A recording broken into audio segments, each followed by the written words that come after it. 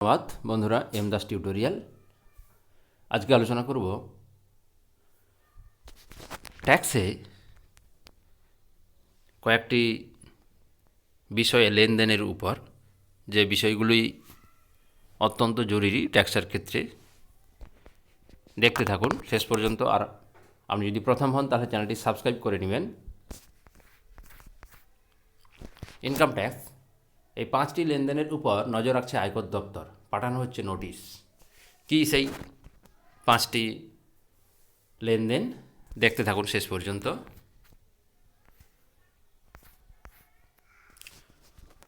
কর ফাঁকি বা জালিয়াতির সঙ্গে জড়িতদের বিরুদ্ধে অভিযান চালাচ্ছে আয়কর বিভাগ। নগদ লেনদেনের পাশাপাশি আপনার অনলাইন লেনদেনের উপরও নজর রাখছে সরকার। আপনার অবহেলা বা ভুলের কারণে আয়কর বিভাগ আপনাকে তাৎক্ষণিক নোটিশ পাঠাতে পারে। এমতাবস্থায় এই 5টি কাজ থেকে বিরত থাকতে হবে। ব্যাংক অ্যাকাউন্টে নগদ জমা করা।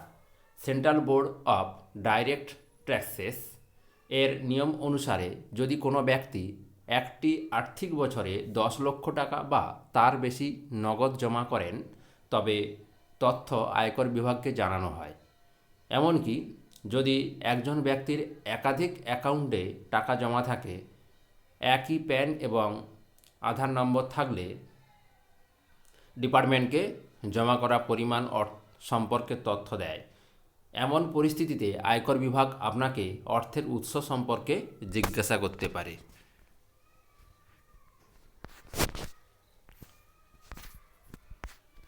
ফিক্সড ডিপোজিটে নগদ জমা করা।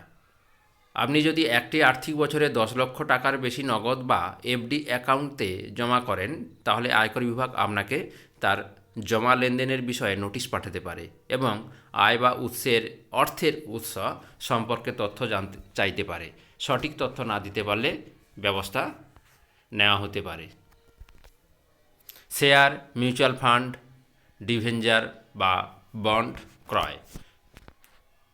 অনেক লোক শেয়ার, মিউচুয়াল ফান্ড, ডিভেঞ্চার বা বন্ডে বিনিয়োগকে একটি ভালো বিকল্প হিসাবে বিবেচনা করে। এ ধরনের বিনিয়োগ অর্থ সঞ্চয় করার অভ্যাসও গড়ে তোলে। কিন্তু যদি কেউ শেয়ার, মিউচুয়াল ফান্ড, ডিভেঞ্চার বা বন্ড কেনার জন্য প্রচুর পরিমাণে অর্থ ব্যবহার করে, তবে তথ্য আয়কর বিভাগকে জানানো হয়। যদি কোনো ব্যক্তি এই ধরনের কোনো বিনিয়োগ বিকল্পে 10 লক্ষ টাকা বা তার বেশি লেনদেন করে, তবে তার তথ্য আয়কর বিভাগকে দেওয়া হয়।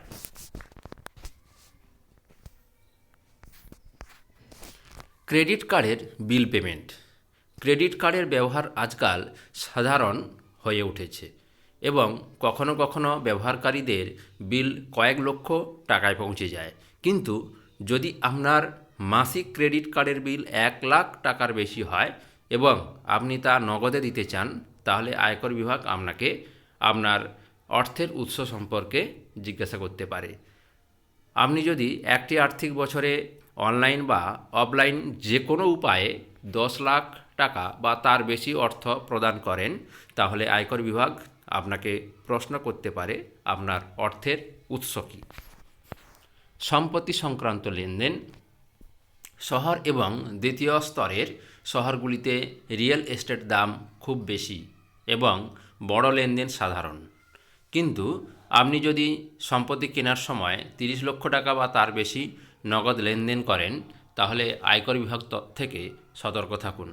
সম্পত্তি রেজিস্ট্রার আয়কর বিভাগকে অবহিত করে, যারা আপনাকে অর্থের উৎস সম্পর্কে জিজ্ঞাসা করতে পারে। এই 5টি লেনদেন সম্পর্কে আলোচনা করলাম। এখানেই শেষ করলাম ভিডিওটি। যদি ভালো লাগে কমেন্ট করবেন এবং বন্ধুদের সাথে শেয়ার করবেন। ধন্যবাদ।